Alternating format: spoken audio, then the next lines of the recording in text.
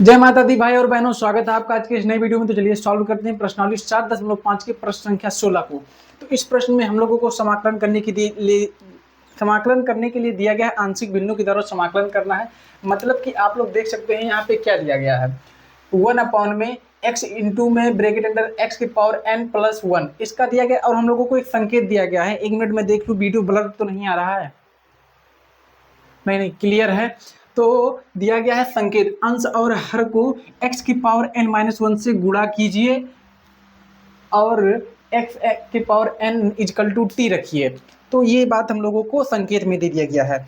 मतलब करना क्या है, अंश और हर में इतने से गुणा करिए x की पावर n-1। तो चलिए अंश में जब x की पावर n-1 से गुणा करेंगे तो ऊपर आ जाएगा x की पावर n-1 अपॉन में क्या आएगा, इसी से फिर यहाँ नीचे भी गुणा करना है। x की पावर n-1 इंटू में क्या है, x है, और फिर यहाँ ब्रैकेट अंडर क्या है, ब्रैकेट में गुणे में क्या है, x की पावर n प्लस में 1। ये इतना हो गया इससे गुणा कराने पे। अब देखिए कहीं पे x है या कोई संख्या है या 3 है, कोई भी संख्या हो या कोई नंबर हो, उसके पावर में 1 रहेगा तो कोई चेंज नहीं होगा। तो समझ लीजिए x के पावर 1 है, समझ लीजिए हकीकत में भी है x के पावर 1 है, कोई अंतर नहीं पड़ेगा। तो अब x के पावर n है, तो अब यहाँ पे क्या करेंगे, ये जो x के पावर n है x के पावर n-1 से गुणा होगा तो क्या हो जाएगा, ऊपर वाला पहले ही x के पावर n-1 जैसे वैसे छोड़ दीजिए। अब ये जो नीचे वाला है इन दोनों का गुणा कराएंगे तो x के पावर, अब देखिए यहाँ साइड में गुणा कराते हैं, x के पावर n-1 इंटू में x के पावर 1 इसका गुणा कराएंगे तो जानते हैं ये देखिए हर जो है मतलब कि आधार सेम है, घाते जोड़ ली जाएंगी। तो x के पावर n-1 है प्लस में 1 घाते जुड़ जाएंगी तो प्लस 1 माइनस 1, तो ये हो जाएगा x के पावर 1 बचेगा, खाली खाली क्या बचेगा, x के पावर n। तो यहाँ पे पूरा क्या आ गया वैल्यू, x के पावर n आ गया, और ब्रैकेट वाला जो है x के पावर n प्लस 1 वैसे जैसे है लिख दीजिए x के पावर n प्लस 1। अब देखिए अब क्या करना है हम लोगों को, अब जो कि करना कुछ नहीं है, बस हम लोगों को इसको जो है i बराबर मान लेना है। i बराबर में इंटीग्रेशन मार्क x के पावर n-1 अपॉन में x के पावर n प्लस 1, ये इतना मान लेना है। अब और एक संकेत दिया गया है x के पावर n इजकल टू में t रखिए। हम लोगों को संकेत में क्या दिया गया है, लेट x की पावर n इजकल टू में t, ये देखिए t दिया गया है। तो t को अब क्या, जब t मान लेते हैं तो सीधे सीधे डिफरेंशिएशन करते हैं, क्या करते हैं डिफरेंशिएशन। अब इसका x के रिस्पेक्ट में डिफरेंशिएशन करिए, x के सापेक्ष समाकलन on differentiation with respect to x के रिस्पेक्ट में अब इसका डिफरेंशिएशन होगा तो क्या हो जाएगा, dt over dx equal to में x के पावर n नहीं d ओवर dx x के पावर n, x के पावर ये n है n, तो इसका डिफरेंशिएशन होगा, ये होगा dt upon dx equal to में ये x के पावर n का इंटीग्रेशन क्या होता है, डिफरेंशिएशन होता है x के पावर n-1, और n जो है आगे चला आता है nx, यहाँ पे क्या आ गया nx x के पावर n-1, तो ये इतना आ गया। अब क्या करना है, n को ले आइए नीचे, dx को ले जाइए उधर, dt अपॉन n n जो है इधर गुणे में था इधर भाग में आ गया, अब dt को ले जाइए उधर, dx को उधर ले जाइए, मतलब x के पावर n-1 गुणे में क्या आ गया, dx आ गया।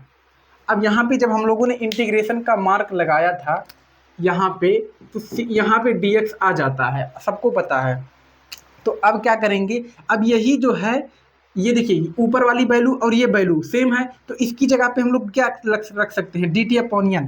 तो क्या रखेंगे, dt upon n integration mark 1 upon n को बाहर निकाल लीजिए, 1 अपॉन n को बाहर निकाला, ऊपर क्या है, ऊपर की जो वैल्यू है पूरी किसके बराबर आ गई, dt के बराबर आ गई, n जो है नीचे आ गया, और x के पावर n को हमने t माना था, तो ये क्या हो गया t इंटू में क्या हो गया, और यहाँ पे भी देखिए x के पावर n को क्या माना है हमने, t माना है, तो यहाँ पे भी कर दीजिए t, और प्लस में 1 है, प्लस में 1 आ गया। ये इतना समझ में आ रहा सबको?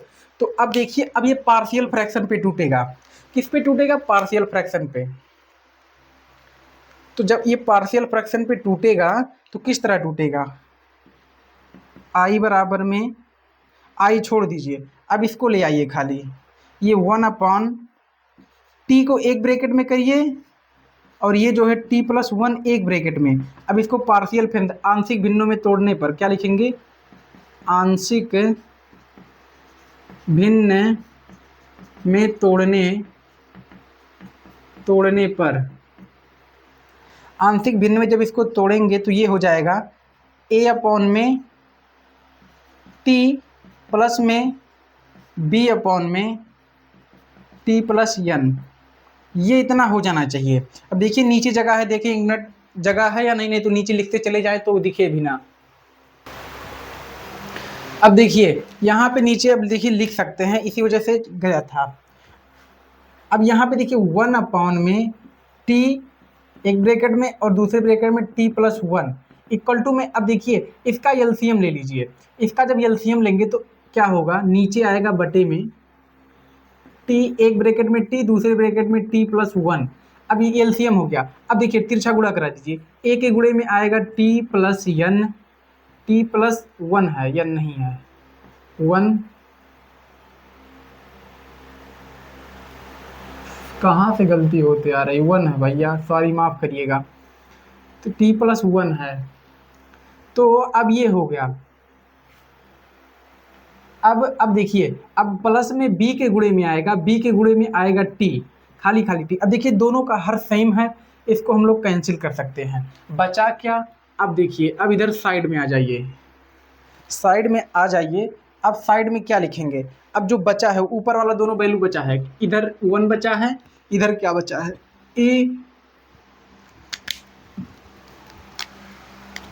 इधर 1 बचा है, इक्वल टू में क्या है? a इंटू में गुणे में क्या है? t+1, और प्लस में b के गुणे में क्या है? t है। अब देखिए, अब इसको मानिए समीकरण नंबर 2, और ये क्या है? यहाँ पे ये है समीकरण नंबर 1। अब समीकरण 2 से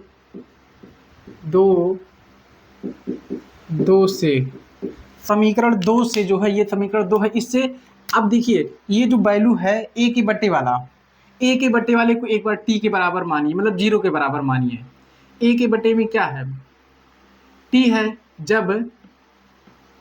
जब t इजकल टू में 0 तो जहाँ जहाँ t है समीकरण 2 में 0 रख दीजिए। एक बराबर में a, यहाँ पे t की जगह पे 0 प्लस में 1, प्लस में b इंटू t की जगह पे क्या रखेंगे? 0 रखेंगे।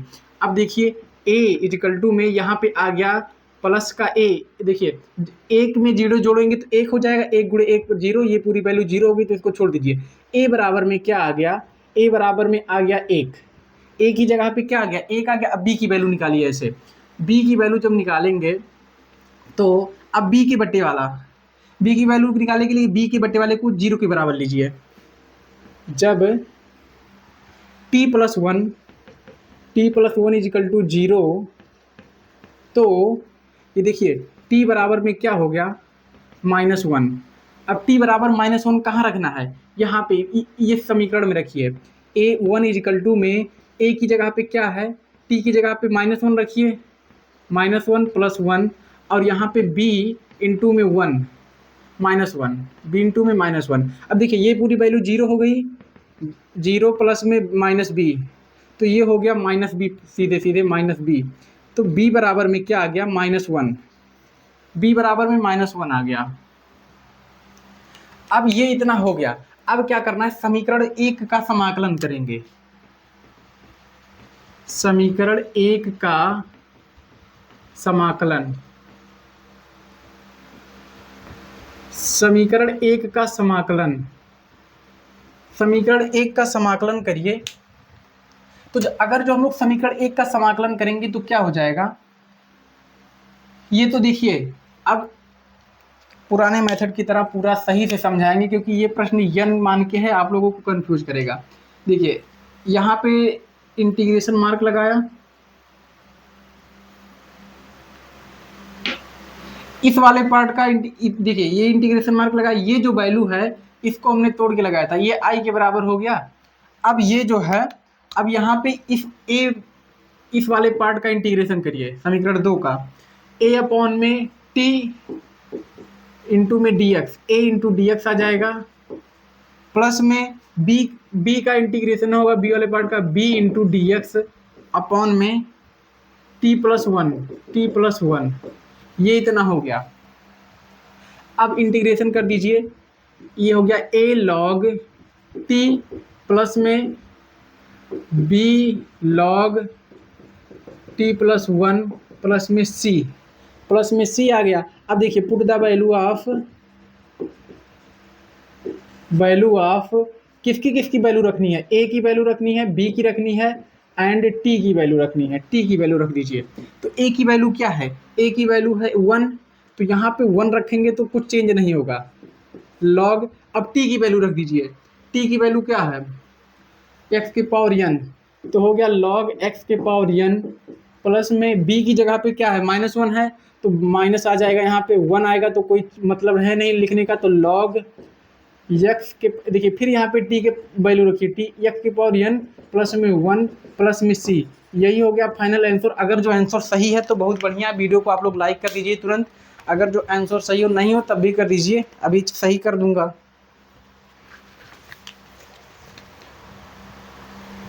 वन अपॉन एन, अब 1/n कहाँ से आ गया, लॉग एक्स के पावर n और लॉग एक्स के पावर n प्लस 1।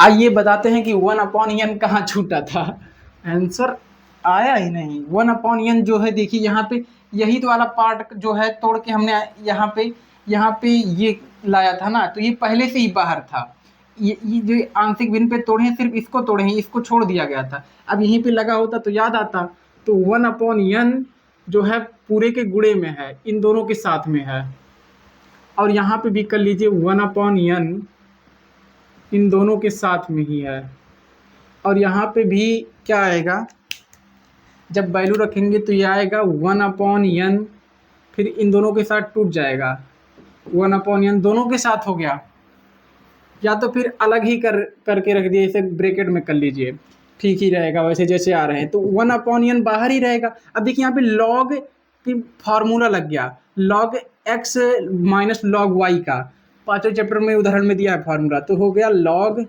एक्स ऊपर जाएगा एक्स के पावर n अपॉन में एक्स के पावर n प्लस 1, फार्मूला आ गया लॉग का प्लस में सी, ये हो गया फाइनल आंसर जहाँ तक हमको लाना था।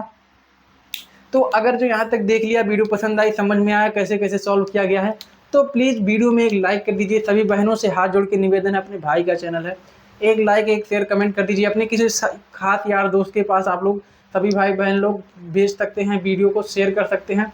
मैं अगर जो गवर्नमेंट स्कूल का कोई बच्चा हमारी इस वीडियो को देख रहा है, तो भाई मैं भी आपकी तरह गवर्नमेंट स्कूल से ही पढ़ा हूँ, तो अगर जो आप सपोर्ट करेंगे तो समझ लीजिए अपने क्लासमेट के, अपने बड़े क्लास के भाई को की वीडियो शेयर कर रहे हैं। और सभी से रिक्वेस्ट है हाथ जोड़ के कि वीडियो शेयर कर सकते हैं, कोई कुछ जाएगा नहीं, और लाइक कर सकते हैं, कमेंट कर सकते हैं, चैनल को सब्सक्राइब कर लीजिए इसके अगले प्रश्न के सोल्यूशन के साथ। तब तक के लिए सभी भाई बहनों से जय माता दी, जय माँ सरस्वती। आज जो है क्या है, नवरात्रि का पहला दिन है, तो एक बार और नवरात्रि की सबको हार्दिक शुभकामनाएं।